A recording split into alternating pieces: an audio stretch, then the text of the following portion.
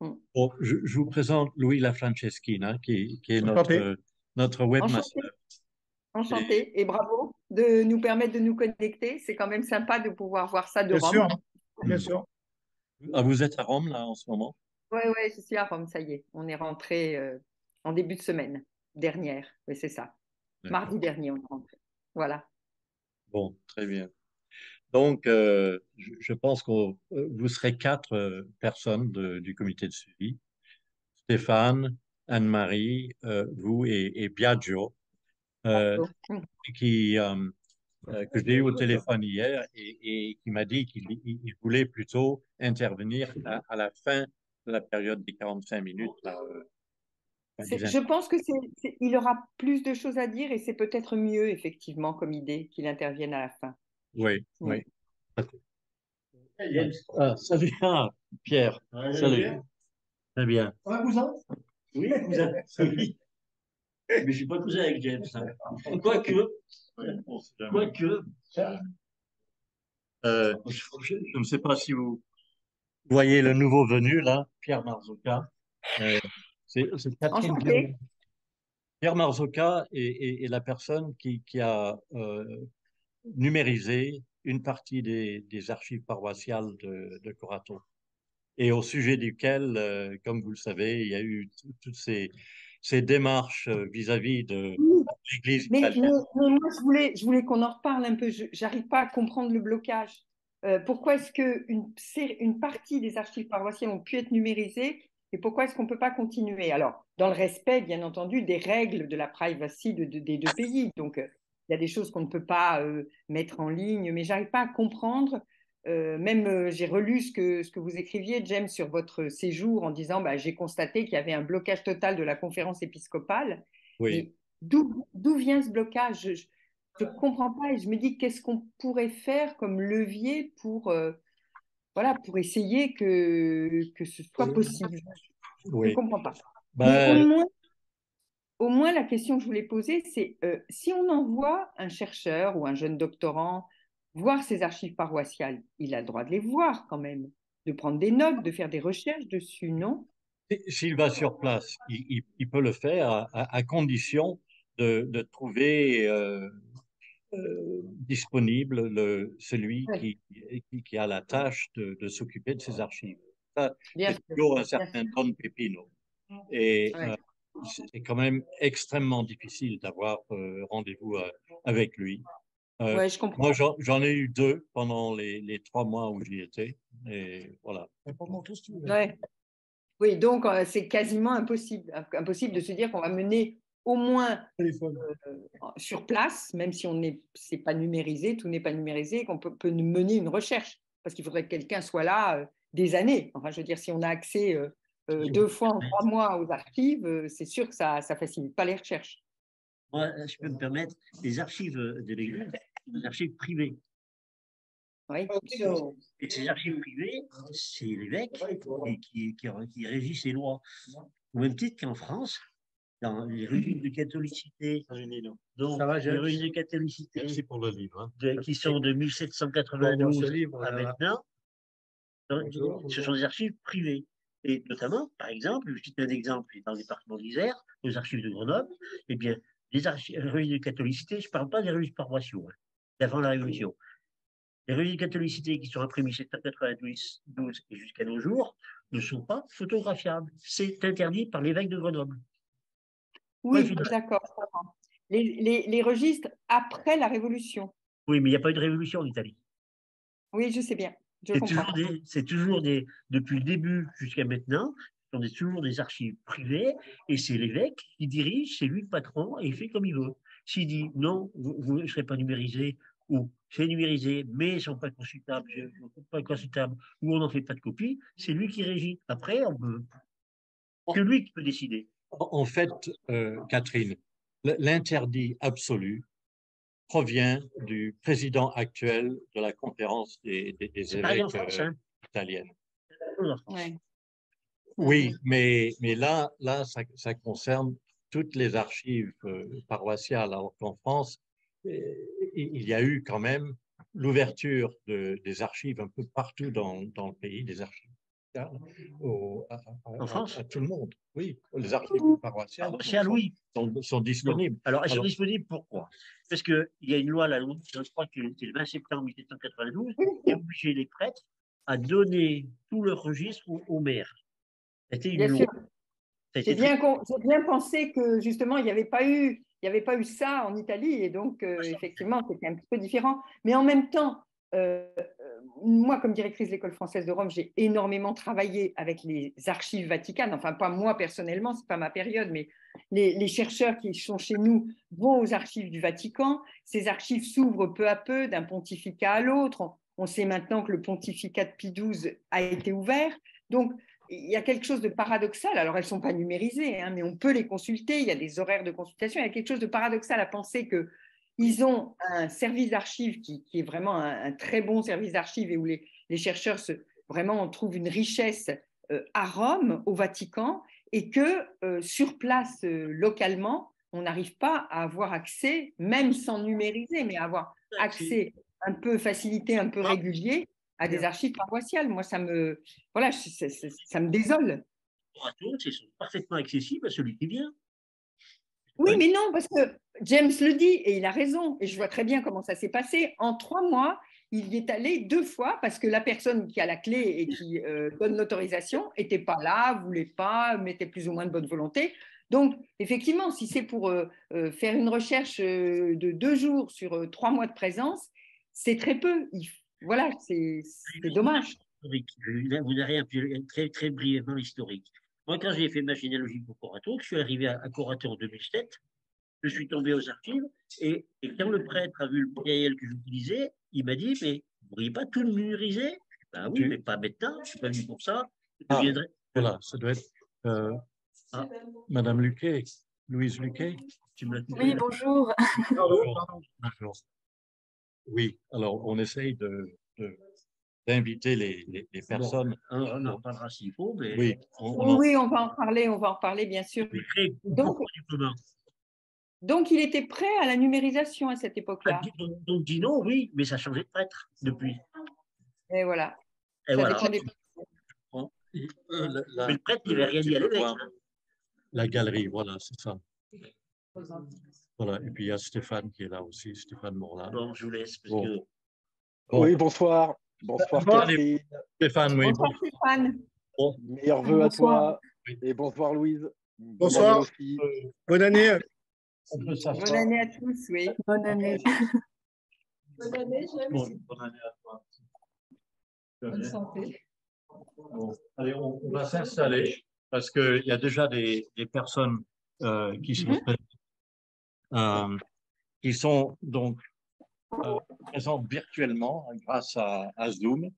Et là, vous voyez Madame Louise Luquet à gauche qui travaille au Musée national de l'histoire de l'immigration à Paris. Et donc, on va parler tout à l'heure de la possibilité d'utiliser une exposition dont Stéphane Morlan, qu'on voit là en haut de l'image là à droite, est un des les commissaires scientifiques de cette exposition. Voilà. Donc, entrez, bonjour. Bonjour. Il me semble que je vous reconnais. Voilà. Nicolas Marzoka de la maison. Oui, oui, voilà. Monsieur Jérôme Soldeville, qui est conseiller municipal de la ville de Codrato. Bonjour. Oui, je suis très content. Eh ben, plaisir de partager. Donc, bonsoir, messieurs. Bonsoir. On est là. On a plusieurs personnes qui sont déjà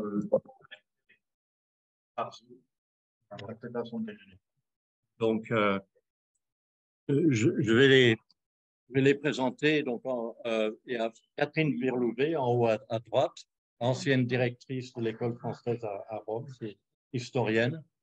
Madame Louise Luquet, qui travaille au Musée national de l'histoire de l'immigration à Paris. Et Stéphane Morlan, qui est historien de l'université Aix-Marseille et qui est commissaire scientifique d'une exposition qui s'appelle Ciao Italia. Et nous espérons pouvoir utiliser cette exposition.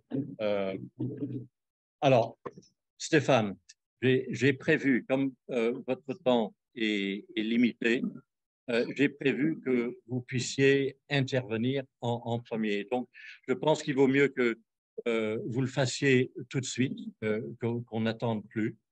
Comme ça vous libérera et vous pourrez parler donc de cette exposition Ciao Italia. C'est ce que vous avez demandé.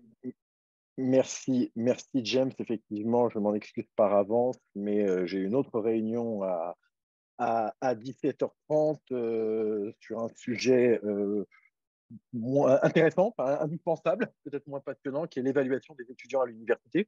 Euh, donc, je devrais malheureusement vous laisser. Donc, merci en tout cas, James, de cette invitation. Bonsoir, bonsoir à tous. Donc, effectivement, James l'a rappelé, je suis historien, je travaille à l'université d'Aix-Marseille. Mes recherches portent sur l'histoire des migrations en Italie, en particulier l'histoire de l'immigration italienne en France. Et c'est à ce titre, effectivement, que j'ai été sollicité pour assurer le commissariat scientifique d'une exposition qui s'est tenue au Musée national de l'histoire de l'immigration au Palais de la Porte Dorée à Paris en 2017.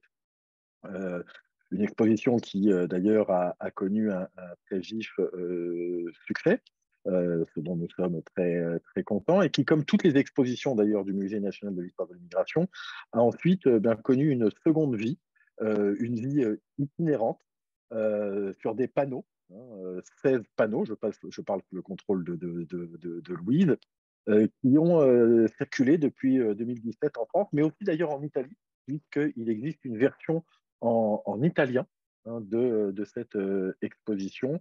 Elle a aussi d'ailleurs circulé, et Catherine s'en souvient bien, en Italie dans sa version française grâce à un partenariat avec l'Institut français, et nous avions notamment présenté l'exposition à Rome, mais aussi dans bien d'autres villes italiennes. Alors effectivement, cette exposition qui, pour reprendre la formule qui avait été employée à l'époque, vise à montrer bien justement que ces immigrés italiens ont fait la France. Ils ont fait la France. Elle porte donc non seulement sur l'immigration, mais aussi sur la culture italienne en France. Et l'exposition itinérante reprend d'ailleurs l'organisation et l'escansion de l'exposition à Paris. Il s'agit donc non seulement de rappeler les grandes étapes, les grandes périodes de cette immigration, mais aussi d'appréhender les lieux de cette immigration à différentes échelles. D'abord, l'occupation, les métiers, quelles étaient les activités de ces Italiens en France, mais aussi, troisième temps, justement, les apports culturels. Je rappellerai ici, mais je pense que chacun le sait, que cette immigration italienne a été évidemment extrêmement importante, puisque les Italiens ont même constitué jusqu'à la fin des années 1960 la première nationalité étrangère présente en France, dans différentes régions, dont notamment la région grenobloise. Alors, cette exposition itinérante, elle circule aussi, et ça, Louise va pouvoir vous en dire plus dans quelques instants, sous forme déclinée. C'est-à-dire que le Musée national de l'histoire de l'immigration propose à des partenaires de pouvoir ajouter quelques panneaux, ça peut aller de 1 à 3, 4, euh, qui permettent bien justement de faire ces panneaux permettent de faire un focus sur le territoire où est présentée cette exposition. Là, je ne les ai pas tous en tête. Je peux vous donner un dernier exemple de mémoire. C'est le département du Gers qui a acquis l'exposition et qui a développé, et notamment avec le concours des archives départementales du Gers, plusieurs panneaux sur l'immigration italienne dans ce département. Et il y a d'ailleurs eu même un certain nombre d'activités. Moi, je suis allé à Auch faire une conférence, il y a eu une publication. Donc, l'idée que j'avais suggérée à James, et James en a fait la démarche que j'ai évidemment soutenue auprès du Musée national de l'histoire de l'immigration, et en particulier donc du service du réseau que représente ici Louise, était effectivement de présenter l'exposition Ciao Italia dans la région grenobloise sous votre égide et d'y justement adjoindre quelques panneaux portant plus spécifiquement eh bien, sur cette filière migratoire, hein, sur ce réseau, comme on dit aussi, hein, entre Corato et Grenoble. Cela devrait pouvoir se faire parce que comment dire, initialement, en fait, l'exposition de Ciao Italia arrivait en fin de vie, en janvier, en fait. Hein, nous aurions pu d'ailleurs célébrer ses funérailles en janvier 2023, puisque initialement, le musée n'avait plus les droits d'un certain nombre de documents de cette exposition, mais face à la demande, et notamment la vôtre, mais pas seulement, hein, il y a eu d'autres demandes qui ont afflué au musée, et bien moi, en tout cas, en tant que commissaire, j'en suis ravi.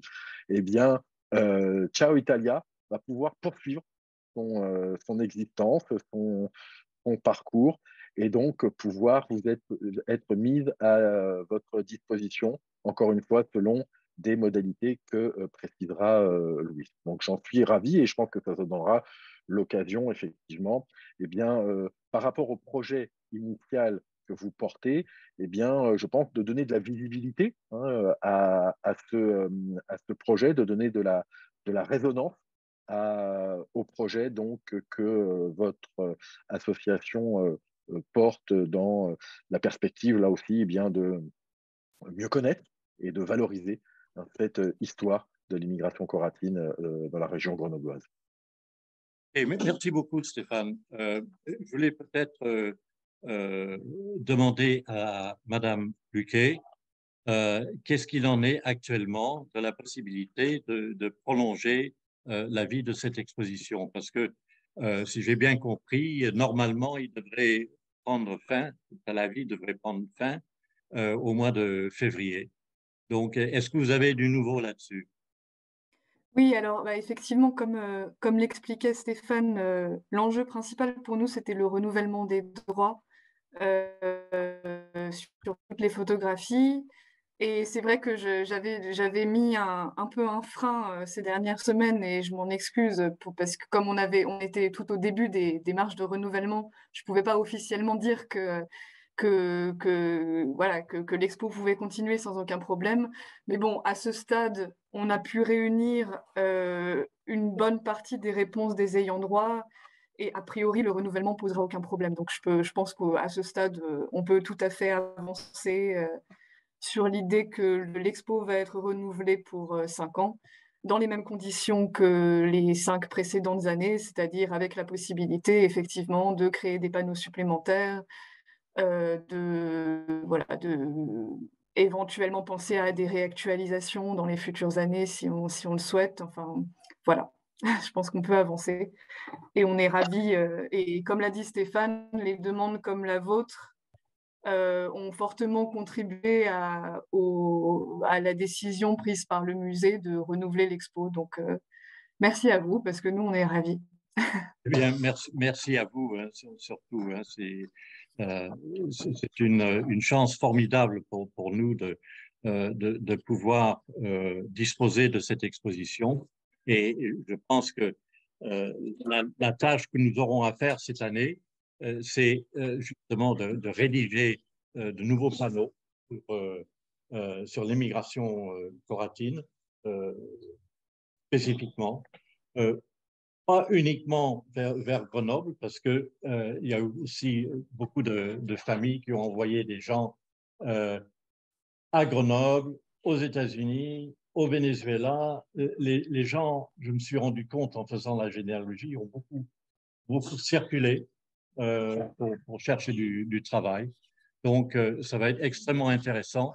Et je pense que notre comité de suivi scientifique dont fait partie Stéphane et Catherine, et Anne-Marie Granet-Abissé qui est arrivée là. Excusez-moi pour mon retard. Excusez-moi Salut. pour mon retard. J'avais du mal à me connecter. Oui, comme la dernière fois d'ailleurs. Mais bon, vous êtes là, c'est l'essentiel. Donc, je pense que le comité de suivi scientifique, composé d'historiens, aura des choses très importantes à faire pour que ces 3 panneaux soient les plus parlants possibles. Et nous en avons discuté au mois d'octobre. On va faire une journée d'études sur la migration coratine. Et je pense qu'il y a des sujets clés qui sont très importants, notamment pour pouvoir coopérer avec la mairie de Corato. Parce que je voudrais préciser que cette exposition a une version italienne, comme a dit Stéphane. Et anglaise, non? Comment? Et anglaise, non. Anglaise, je ne sais pas pour l'instant. Pas pour l'instant. Mais en tout cas, notre partenaire à Corato, qui est la journaliste Marina Labartino, a souhaité que cette exposition puisse être vue également à Corato. Ça sera un aspect extrêmement important pour l'évolution de notre projet, notamment pour que tous les services en fait de la mairie soient impliqués dans cette tâche. Parce que sinon on risque d'avoir, disons, des hésitations, certaines divergences. Il faut qu'on arrive à faire en sorte que la municipalité de Corato soit vraiment partie prenante de cette écriture en profondeur de l'histoire de la migration coratine, parce que c'est bien là le but à atteindre. Si je peux me permettre, James, ce qui implique que les 3 panneaux qui seront proposés le seront aussi dans une version italienne. Genre, comme je le disais, hein, il y a, mais ça c'est Louise qui va pouvoir le préciser aussi, hein, il y a un jeu d'exposition en français qui peut être mis à disposition et complété, mais donc il y a aussi donc, un autre jeu, hein, matériellement, hein, d'exposition en langue italienne. L'autre point sur lequel je voulais aussi peut-être apporter un élément, c'est que l'usage, hein, généralement, sur ces panneaux ajoutés, c'est qu'effectivement, ce sont les hôtes de l'exposition, hein, qui se chargent de les élaborer. Et effectivement, ce n'est pas une obligation, hein, je ne crois pas que ça soit gravé dans le marbre, mais en tout cas, nous, on l'apprécie. Vous disiez, James, qu'ensuite, il puisse y avoir une relecture, un concours même. Hein, c'est pas simple, on n'est évidemment pas là dans une opération de censure ou quoi que ce soit, mais du musée, de moi-même ou de collègues. Hein. Anne-Marie est avec nous et Anne-Marie connaît mieux que moi bien des aspects, les questions locales à Grenoble. Donc je crois que ça sera intéressant, James, que lorsqu'il y aura une première, comment dire, un premier jet, hein, de ces panneaux, que nous puissions, hein, qu'un certain nombre de collègues qui s'intéressent à ces questions puissent éventuellement apporter leur concours, d'autant que l'exercice n'est pas simple, hein, et Louise peut le confirmer, on l'a vu à propos de la dernière version concernant le Gers. Hein, on veut souvent dire beaucoup et trop de choses, hein, parce que évidemment la place est contrainte, hein, sur ces panneaux. Je crois qu'il faut privilégier les documents. Hein, il faut privilégier les documents et des textes courts, incisifs, mais non moins précis. Donc, en tout cas, moi, je ne peux que vous inviter, et vous le savez, James, je suis à votre disposition pour effectivement des relectures et éventuellement contribution à la rédaction de ces Merci, panneaux. Stéphane. Merci beaucoup. Hein. Merci. Et, mais d'autres collègues, hein, je pense à Anne-Marie, je crois qu'il y a Eric Vial, hein, qui fait partie aussi, connaît particulièrement bien ce dossier. Donc je pense qu'il sera. C'est l'intérêt aussi de ce conseil scientifique, c'est que vous puissiez vous appuyer dessus pour produire justement ces éléments. Et ouais. Oui, je voulais juste donner. Pardon. Allez-y, madame. Non, c'était bonjour à tous et excusez-moi d'être arrivée en retard. J'étais dans un autre séminaire avant et puis j'ai eu un peu de mal à me connecter. Juste avant, enfin, je ne sais pas comment vous avez prévu qu'on intervienne là. il me semble quand même, mais là je parle sous le couvert de mes collègues, hein, que ces panneaux supplémentaires qui vont avoir lieu et qui vont être placés à Grenoble et à Corato, si j'ai bien compris, devraient vraiment tenir compte de ce qui a déjà existé à Grenoble, hein, parce qu'il y a déjà eu une exposition sur Corato il y a à 90, hein, quelque chose comme ça, en 1990. Et je pense que c'est quand même intéressant, au-delà des faits que vous allez rappeler, qui sont des faits sans doute bien connus, il me semble que ce serait intéressant que ces panneaux puissent faire réfléchir sur les évolutions qui sont faites sur qu'est-ce que ça veut dire travailler sur l'immigration quand on est à 4, 5, 6 générations après. Il me semble que si on refait du même, c'est-à-dire du 1990, juste avec des documents actuels, c'est pas, enfin, pour ma part, je ne suis pas sûre que ce soit aussi intéressant que ça, parce que c'est plus la même chose, c'est plus le même contexte. Et il me semble que même à Grenoble, le contexte est différent. Donc, il y a des choses qui ont été acquises. Et il me semble aussi que c'est... Alors, je ne sais pas, il faut peut-être en discuter, mais pour avoir quand même fait travailler sur toutes les catégories de migration, et Dieu sait si à Grenoble, hein, il y a énormément de migrants qui sont venus, puisqu'on le dit, Grenoble est une ville de migration à toutes les époques. Pour avoir encadré une thèse de quelqu'un qui a travaillé sur la question des générations et des nouvelles générations d'Italiens, pas forcément coratins, mais aussi coratins qui arrivent, il me semble qu'il faut vraiment que ces panneaux soient vraiment de l'actualisation et des recherches et de la situation et des réflexions sur la migration. Sinon, bon, on fera Corato bis 40 ans après, quoi. Enfin, bon, et à mon avis, je ne suis pas sûre que ça parle, notamment aux jeunes générations, quoi. Voilà. Donc, je pourrais redire des choses si vous voulez, parce que pour avoir fait pendant quasiment 20 ans un cours sur l'immigration avec Éric Vial au départ et puis après, voilà, je crois qu'il y a pas mal de choses et depuis 1990, ça peut être aussi très, très intéressant de resituer cette immigration coratine à Grenoble, mais cette immigration coratine parmi les migrations italiennes à Grenoble, parce que les Piémontais sont venus avant, même si les Coratins venaient, je crois qu'il faut quand même rappeler tout ça. Et puis, pourquoi est-ce qu'à un moment donné, cette immigration et ces savoirs et toute cette connaissance qui existait dans les familles a accepté d'être visibilisée? Je crois qu'il y a aussi ça, parce que il y a aussi quand même quelque chose qui... Alors, je vais peut-être mettre les pieds dans le plat puis tout de suite, mais vous me connaissez mal, mais moi, je suis quand même du genre à mettre les pieds dans le plat toujours.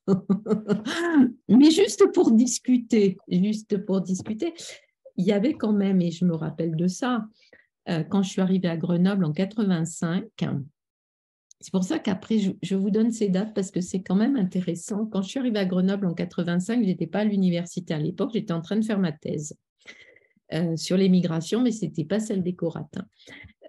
Donc, on me disait, et après je travaillais au musée dauphinois, chargée du service éducatif au musée dauphinois, et donc j'allais régulièrement manger sur les quais, où il y avait toutes les pizzerias. Et on me disait, mais tu vas manger sur les quais? J'ai dit, mais oui, c'est le quartier de Grenoble le plus agréable.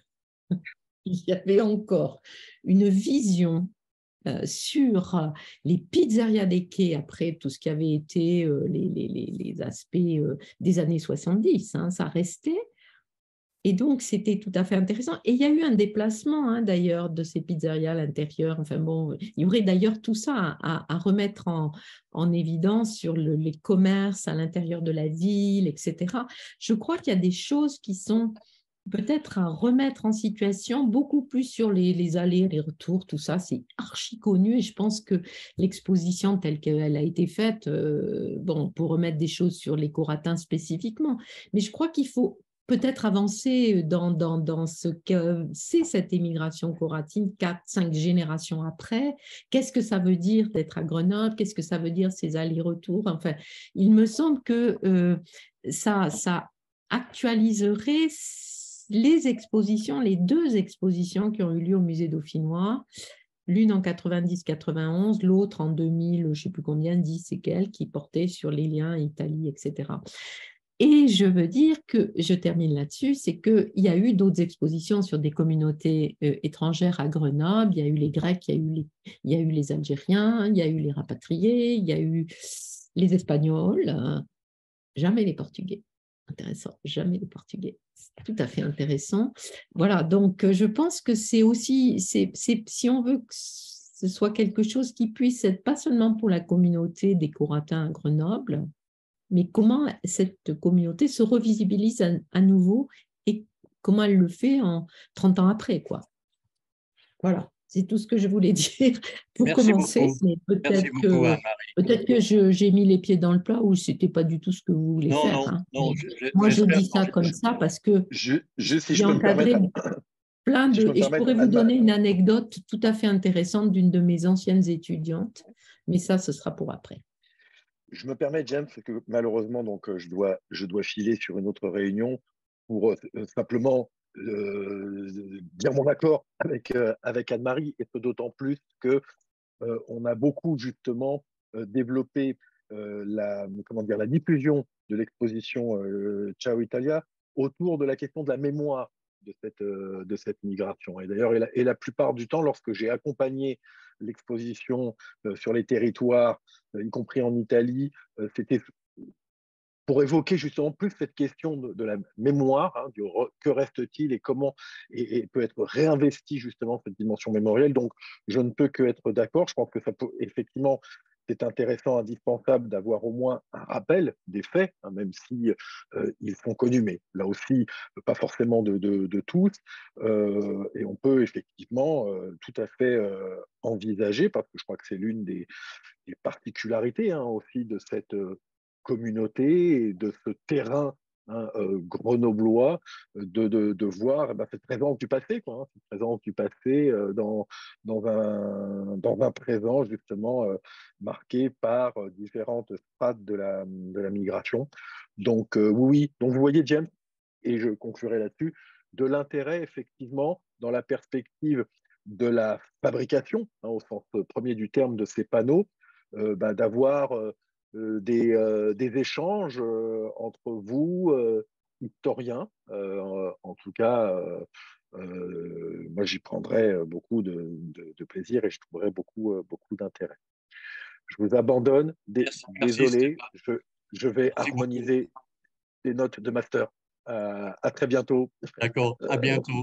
Je voudrais juste, avant que vous ne partiez, je voudrais simplement dire que c'est grâce à Stéphane que ce comité de suivi existe. C'est lui qui m'a proposé cette idée de constituer un comité de suivi scientifique.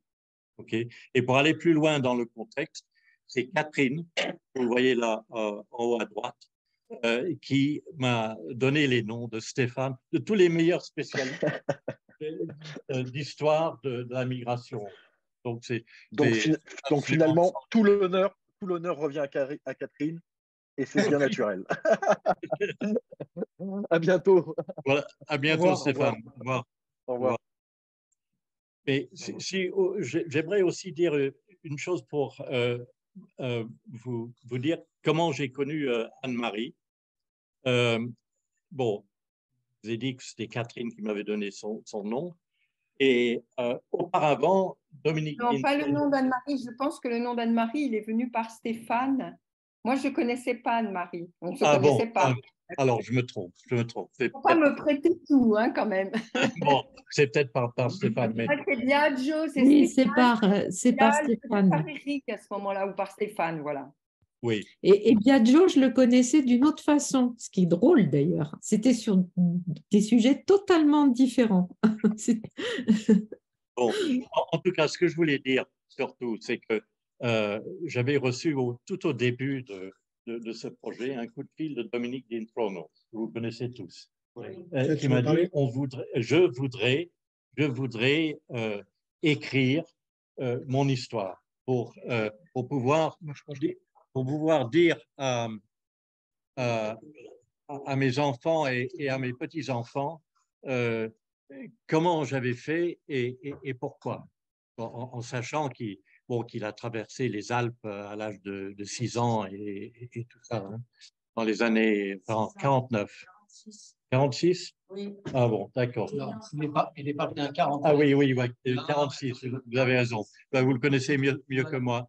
Mais... C'est mon ami, je sais parfaitement, il était venu à l'âge de 7 ans, en 47, il a traversé le Alpes. À l'âge, je ne sais pas, 47, son père, il avait déjà fait un séjour à Milan. Ça n'a pas marché. Ensuite, il est venu en France. Et de là, il a fait le travail, bien sûr. Ensuite, retourné à Toronto. Il a pris sa famille. Et donc, il a traversé. Et donc, il avait affaire beaucoup plus jeune. Donc, il avait 7 ans. Je crois que son frère Château, il devait avoir. Peut-être que son frère, il devait avoir 5 ans. Et ils ont traversé les Alpes. L'histoire de Dominique. Et puis, dans son livre, il raconte comment ils ont traversé les Alpes, le temps qu'ils ont mis, comment ils sont arrivés à Saint-Laurent. Et puis ensuite, évidemment, il s'est intégré tout de suite à l'école parce qu'on n'avait pas le choix. Hein, il est allé à l'école, dès le lendemain, il était à l'école. Il a appris ce qu'il a appris. Il parle de son travail. C'est une bonne situation. Et voilà, pour résumer un gros, et gros merci la d'avoir. Et puis après, je vais voir mon histoire à moi, comme moi je suis en 57. Bon, je voulais surtout, moi, Nino, sur notre site web, voilà. On a l'écrit de Dominique. Donc, voilà. Quiconque voudrait connaître son histoire pourra s'y référer. Mais ce que je voulais dire surtout, pour voir un peu comment les contacts se font entre les spécialistes universitaires et les gens comme nous, en quelque sorte, c'est que... oui, ok. C'est que Dominique, quand il a su que j'avais rendez-vous avec Anne-Marie Granet-Abissé, en bas, dans son bureau à l'université de Grenoble, il m'a dit, est-ce que je peux venir? On est venus tous les deux dans votre bureau, Anne-Marie, et bon, Dominique n'a pas la langue dans sa poche. Hein. Il a décrit un peu son histoire à Anne-Marie, et par la suite, Anne-Marie a demandé à 2 de ses étudiants de faire une étude à Grenoble sur ce que c'était que... Enfin, vous me corrigez si je me trompe, Anne-Marie, mais c'est comme ça que... C'était une étude modeste, hein, parce que c'était dans le cadre d'un mini-mémoire de licence 3, c'était et d'apprentissage du recueil de la source orale. Donc, c'était des étudiants, en tout cas une en particulier, qui était tout à fait pertinente et vraiment tout à fait solide. Bon, après, elle a continué sur d'autres migrations. D'ailleurs, elle est partie à l'UHESS pour faire son master et puis, je pense, continuer en thèse parce qu'elle était vraiment très, très, très, très affûtée. Mais il y avait toute une grille heuristique qui avait été faite pour interviewer, pour constituer des sources orales, voilà, qui avait été faite avec quelques premiers résultats qui ont été, mais alors après, alors il faut bien dire les choses, c'était pendant la période du Covid.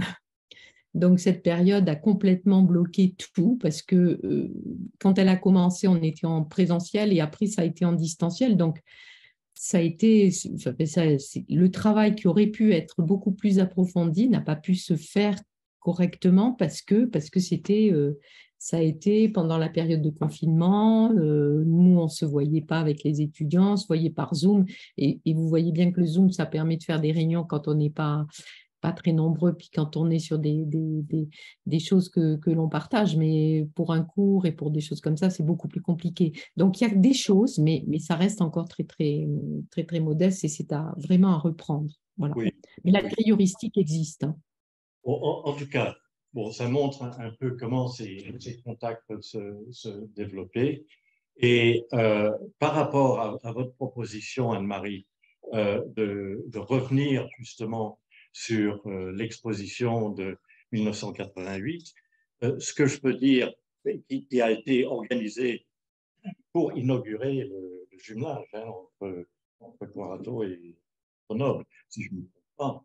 Et le directeur du musée dauphinois, Olivier Cohn, nous a assuré qu'il rendrait accessible toutes les archives concernant cette première exposition. Donc, ça peut être utile.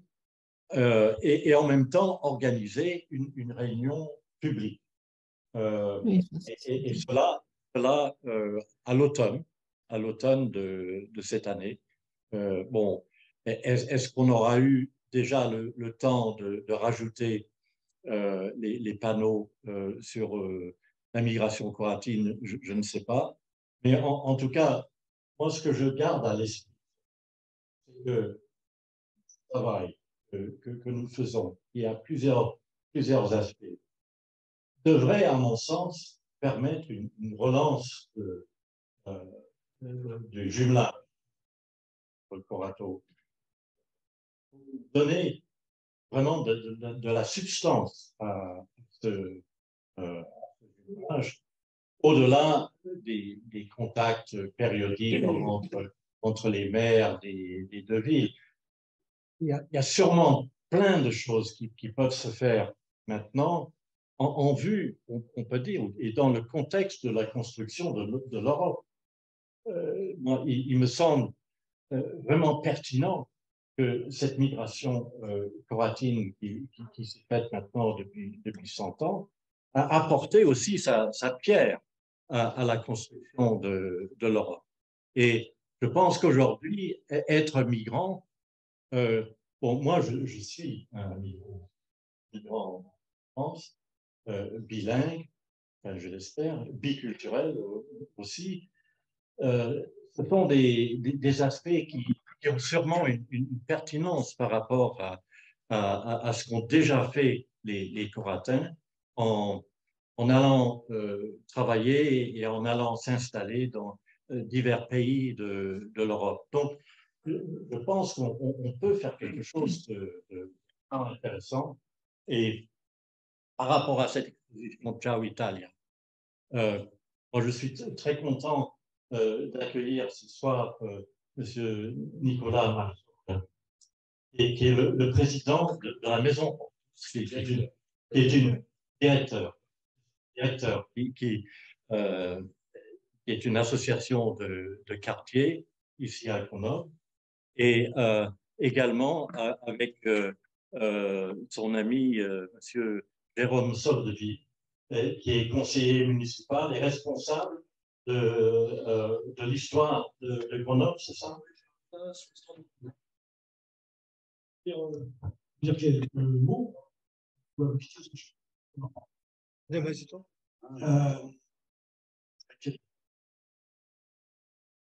Juste pour vous dire une chose, c'est que donc, la ville de Grenoble, la maison internationale, vient déjà avec Corto. Ces liens sont entretenus et que, évidemment, la ville de Grenoble sont motivée, intéressée à la migration, sachant que excusez-nous, mais on ne vous entend pas. Alors, il faudra que James retraduise pour les... Bon. Voilà, merci. Pour dire l'intérêt de la ville de Grenoble, la maison internationale est en lien avec les liens ne sont pas complètement disponibles.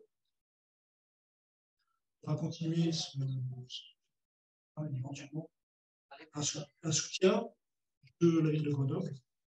On va monter une réunion rapidement. Par ailleurs, je suis professeur au lycée Emmanuel Mounier, qui est à proximité de l'endroit où on trouve une section italienne, et un professeur italien qui est à moitié d'origine. Je vais parler de ça. Très emballé, donc on va essayer de. C'est intéressant, ça développer ce projet de réaction et afin de réussir notamment d'aller vers les habitants. Moi, ça me semble être vers les jeunes. Oui, tout à ça fait. paraît une dimension Oui. à prendre en compte. Et je suis très content d'avoir l'occasion de vous poser une question tout à fait pertinente, et que nous allons avoir besoin de financement pour ça. Et je pensais m'adresser à la ville de Grenoble en partie pour obtenir quelques financements. Voilà. Pour la construction des nouveaux canaux, par exemple, ce genre de choses. En fait, pour résumer la migration italienne, il y a eu 3 vagues. Vague du 19e, sont dirigées sur. Oui, pour résumer. C'est court, hein, non, mais ça, tout simplement. Pour résumer, la première vague des Croatiens sont partis fin du 19e, début du 20e. Mais très peu, ils sont partis surtout vers les États-Unis. La deuxième vague, c'est dans les années 20. Et ils se sont dirigés principalement à Grenoble. Pourquoi Grenoble? Parce que c'est près de la frontière. Pourquoi Grenoble? Parce que c'est près de la frontière. Et quoi qu'on dise, ce n'est surtout pas pour des raisons politiques. On parle toujours le fascisme. C'est uniquement pour des raisons économiques que le combattant a émigré. Peut-être certaines personnes, on va dire, mais la principale raison, c'est économique. Et ensuite, il y a eu 1946. Tout de suite après la guerre, lorsque la frontière s'est ouverte, des gens ont fui la misère et se sont dirigés où? À Grenoble, parce que c'était près de la frontière. Et puis de Grenoble, ils se sont peut-être dirigés vers d'autres villes, mais le principal point de chute, c'était Grenoble.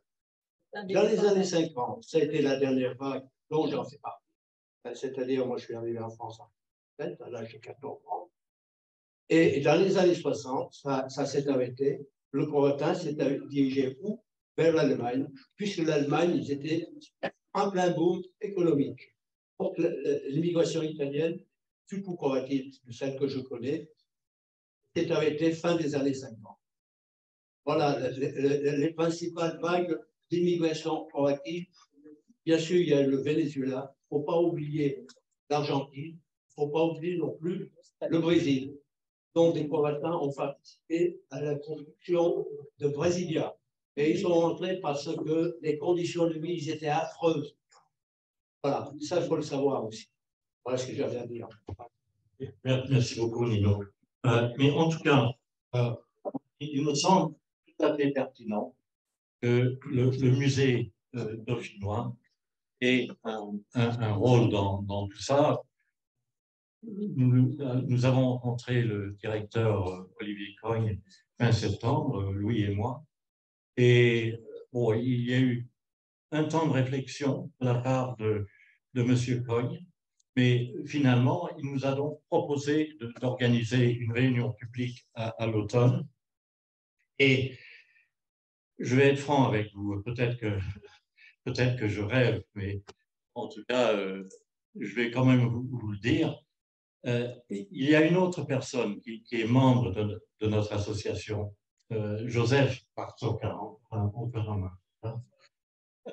qui fait partie du comité rugby de l'Isère, qui a également demandé l'utilisation de l'exposition Ciao Italia. Et moi, il me semblerait tout à fait approprié pour relancer le jumelage entre Croatie à l'automne, au moment de la Coupe du Monde de rugby, qu'il puisse y avoir une espèce de fête, éventuellement au musée dauphinois.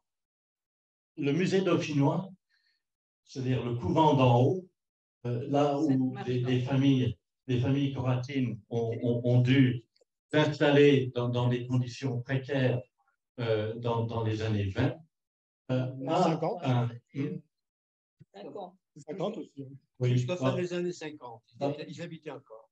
Oui. En tout cas, le musée dauphinois a un rôle assez central et symbolique dans l'histoire entre Corato et Grenoble.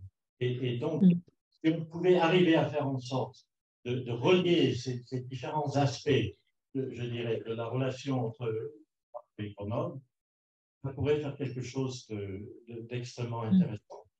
Et dernière chose avant que vous me partiez, nous souhaitons, si possible, exposer Ciao Italia à Grenoble même, c'est-à-dire au centre-ville, dans un endroit bien accessible. Oui, oui, si je peux me permettre, plusieurs choses. Alors ça, c'est à Louise Luquet que je pose la question. Ces panneaux doivent être réalisés quand? Ça, c'est vous, c'est suivant votre calendrier à vous. Parce que on peut penser deux choses, c'est-à-dire, soit, je pense que s'il y avait une hésitation d'Olivier Cohn, je ne peux pas parler à sa place, mais les plannings des expositions dans les musées sont pensés très très longtemps à l'avance et c'est souvent compliqué d'avoir une petite place pour mettre, ou alors ça peut être dans le cloître, je ne sais pas, enfin bon, mais souvent le planning est pour 2023, c'est demain, quoi. Donc ça me paraît peut-être un peu, c'est peut-être pour ça qu'il a été un peu attentiste, Olivier, parce qu'il connaît très bien l'exposition puisqu'il a travaillé aussi avec Jean-Claude Duclos qui avait fait la première exposition. Et ce qui était intéressant, c'est 88, moi je disais 90, mais vous voyez, ma mémoire me trahit. Mais ce qui était quand même tout à fait intéressant, effectivement, c'était à l'occasion du jumelage entre Corato et Grenoble.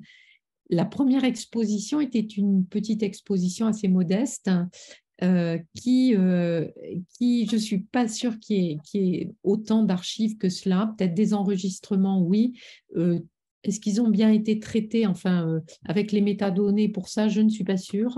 Mais en tout cas, c'était une exposition qui était une exposition très sensible autour d'objets. C'était des objets que les familles avaient prêtés pour que chaque objet ou chaque catégorie d'objets permettait d'identifier le rapport à ce territoire, en tout cas cette identité ou cet attachement à ce qu'était le parcours des familles qui, dans le fond, que ce soit pour Corato ou pour que ce soit pour d'autres, les Grecs d'Asie mineure ou d'autres, c'est toujours à peu près le même schéma qui se passe. C'est pour ça que ces migrations, elles ont une spécificité, mais elles s'inscrivent dans un ensemble beaucoup plus large. Et à ce titre, c'est intéressant que la réflexion à propos de Corato, les gens de Corato et les descendants de Corato puissent s'y retrouver, mais c'est intéressant aussi que ce ne soit pas réservé que aux gens de Corato, qu'il puisse y avoir une réflexion sur qu'est-ce que ça veut dire d'être descendant de quelqu'un, qu'est-ce que ça veut dire, parce que les premiers peut-être ne sont plus là maintenant, donc voilà. Donc je crois que ça, c'est à plusieurs niveaux. C'est pour ça que je parlais des générations tout à l'heure. Et peut-être que la journée ou la rencontre qui serait ouverte très largement, qui pourrait se tenir là pour le coup au musée dauphinois avec ce que vous disiez, James, sur ce lien très étroit. C'est pour ça que tout à l'heure je parlais des quais, parce que quand il y a eu la première exposition, il y avait des gens qui n'étaient jamais montés au musée dauphinois. C'était pourtant des lieux où ils avaient pu, où leur famille avait pu vivre, mais pour certains, ils étaient en bas, il faut monter les escaliers. C'est sûr que ça fait... Quand on les monte en courant, c'est un peu fatigant, mais c'est quand même voilà, au-dessus. Et donc, c'était assez intéressant ce rapport à l'espace qui avait été distendu quelque part. On comprend bien les raisons, enfin, elles peuvent être multiples, mais on comprend bien certaines. Mais cela étant, je crois que cette journée pourrait aussi peut-être permettre d'apporter de la matière pour réaliser ces panneaux qui pourraient être faits dans la suite et peut-être associer encore plus les gens ou les descendants des Coratins ou ceux qui s'intéressent à cette migration, comme vous d'ailleurs, James, à réfléchir à qu'est-ce qui est important de dire, parce qu'au-delà des faits qu'il faut rappeler, sur ces panneaux, qu'est-ce qu'on va dire pas beaucoup, peu de choses, quelques documents, mais quelles sont les idées forces à faire passer? Je crois que c'est ça qui, sans doute, peut être intéressant de faire ressurgir à la suite de cette journée. Je ne sais pas, c'est une proposition, mais plutôt que de faire des panneaux, les exposer, ça mettrait des étapes et ça permettrait de faire vivre l'exposition de la cité en plus. Voilà, alors voilà, à vous entendre, voilà ce que je propose, mais c'est absolument pas figé et j'ai pas de, j'ai pas voilà. C'est juste, ça me paraissait peut-être, voilà, en fonction aussi de la politique et des contraintes du musée dauphinois. Bien, merci. En tout cas, pour ce qui est... Oui, allez-y, Madame Luquet.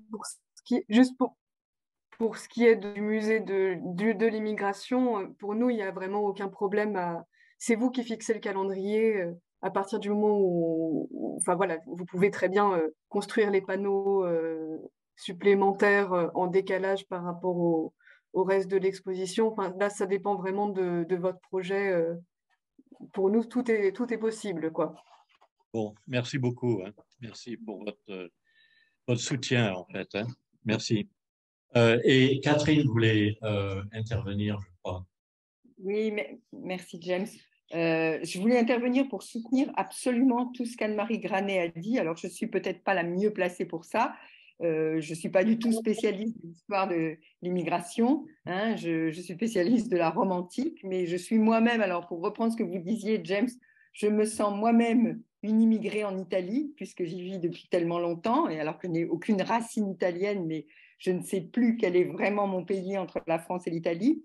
Mais je voulais soutenir les deux des propositions qu'a fait Anne-Marie et qui me semblent très importantes. D'une part, l'idée qu'il faudrait ne pas refaire ce qui a déjà été fait et s'inscrire dans un grand mouvement actuel des historiens qui est revisiter l'histoire des migrations, comment on raconte l'histoire des migrations à plusieurs générations maintenant au début du XXIe siècle, avec en plus en toile de fond toutes les tensions, tous les discours autour des actuelles migrations. Donc je pense que ça, il ne faut pas louper cette dimension-là dans nos interrogations, même si, bien sûr, on focalise sur l'Italie et la France, on est d'accord, et même sur les Pouilles et Grenoble, et même sur Corato et Grenoble, mais il faut qu'on s'inscrive dans un mouvement plus large pour ne pas refaire ce qui a déjà été fait. Ça, c'est une première chose. Et la deuxième chose, c'est l'idée que, justement, la journée d'études pourrait aider à développer ce type d'interrogation et à réaliser ensuite les panneaux. Moi, ça me semble une excellente idée. Les panneaux, ça ne va pas se faire du jour au lendemain si on veut vraiment faire quelque chose d'original sur ces, disons, 2 ou 3 panneaux sur Corato. Et donc, l'idée de s'appuyer sur une première journée d'études dans laquelle on pourrait interroger justement l'idée de confectionner des panneaux, voilà, je suis vraiment très, très, très favorable en tant que membre du comité scientifique, puisque vous avez eu l'amabilité de m'y coller, James, à ce type de proposition. Et puis, je voulais dire aussi, puisque comme membre du comité scientifique, j'ai relu tous les documents que vous nous avez envoyés, j'ai admiré aussi tout ce que vous aviez fait dès 2022. Il y a autre chose d'important dans tout ce que vous faites scientifiquement autour des migrations coratines, c'est tout ce qui concerne les archives et les mouvements de numérisation d'archives. Et ça, c'est pour l'instant un point où le bas blesse. J'en parlais avec l'un d'entre vous tout à l'heure avant la réunion, mais je crois qu'effectivement, la numérisation des archives de la paroisse de Corato doit rester pour nous un objectif, même si j'ai bien compris, James, que vous êtes rentré de votre séjour de 3 mois un peu découragé sur ce plan, mais je pense que, comme dans beaucoup de choses, ça dépend des contacts interpersonnels et qu'il faut rester attentif aux contacts qu'on peut avoir sur place à Corato. Voilà, les personnes changent parfois et on peut peut-être retrouver, comme il y a eu, comme ça a été le cas il y a plusieurs années, si j'ai bien compris, un contexte un peu plus favorable pour permettre la numérisation de ces archives ou au moins pour permettre des recherches sur place, non pas en pointillé, mais de manière un peu en continu, si on veut mettre quelqu'un sur ce sujet, que ce soit côté italien, côté de l'Université de Bari avec Biagio ou côté grenoblois. Voilà, j'en dis pas plus parce que je sors vraiment de ma sphère de compétences. Merci. Non, mais la question des archives est fondamentale, hein. Je pense qu'on ne peut pas faire de recherche. Moi qui suis quand même plutôt une chercheuse qui utilise les archives orales, mais je n'ai jamais opposé archives écrites et archives orales. Elles ne peuvent dialoguer. Enfin, on peut travailler que dans le dialogue entre les catégories d'archives. Donc, je crois que c'est très, très important en plus, la numérisation, on peut avoir, c'est des bouteilles à la mer qu'on lance et qui sont d'abord immenses, etc. Mais il y a quand même à l'heure actuelle, vraiment, c'est un mouvement général, hein, qui se fait sur la numérisation des archives. Il y a quand même des choses qui avancent lentement, mais qui avancent. Donc, il ne faut pas se décourager. On sait très bien que nous, on le sait quand on est historien, il faut parfois revenir sans cesse sur le métier, hein, pour arriver au bout d'un projet. Pour que ça tombe comme un fruit mûr, je dirais, hein, presque. On verra. on peut voir venir. Merci pour ces interventions extrêmement pertinentes pour notre projet. Nous devons maintenant commencer l'Assemblée générale parce que l'heure tourne. Bien sûr, vous êtes tout à fait les bienvenus pour rester et assister à ça si vous le voulez, hein. Ou sinon, je vous libère, hein. C'est comme vous voulez. En tout cas, on va commencer maintenant par l'ordre du jour, hein, de notre Assemblée générale. Bon, le premier point, c'est le rapport d'activité. Bon, est-ce que vous avez des questions sur ce rapport d'activité? Parce que sinon, on va peut-être vous, James, on va peut-être vous laisser, hein, okay, et en vous remerciant beaucoup. Et puis, une prochaine fois, de toute manière, on continue, on ne lâche pas l'affaire. On a du travail, du pain sur la planche. Peut-être à une autre fois chez notre coiffeuse commune, hein, Catherine. Absolument, James, absolument. Au revoir. Au revoir. Au revoir. Merci beaucoup. Merci, Madame Luquet. Merci. Merci pour votre présence. Au revoir. Merci, Anne-Marie.